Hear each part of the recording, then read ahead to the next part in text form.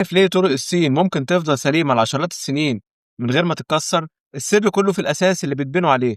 في بلاد كتير بيبنوا طرق باستخدام الزلط والأسفلت، بس النوع ده بيحتاج تصليحات كل شوية. لما المية تدخل تحت الأسفلت التربة بتتنفخ وساعتها الطريق يبتدي يشرخ ويتكسر.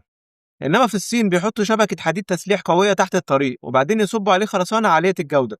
الحديد ده بيوزع وزن العربيات بالتساوي عشان مفيش نقطة واحدة تشيل الحمل كله. وكمان الخرسانة أقوى بكتير من الأسفلت ومش بتتأثر بالمية ولا تغيرات الحرارة. عشان كده طرق كتير في الصين بتفضل زي الفل سنين طويلة من غير ما يحتاجوا يصرفوا عليها تصليحات كل سنة. الموضوع بسيط، بس الفكرة إنك تبني صح من الأول.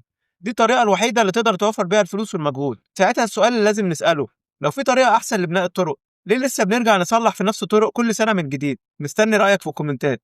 وأخيرا لو عجبك الفيديو اضغط لايك وشير وتابعني، منتظر المزيد. شكرا.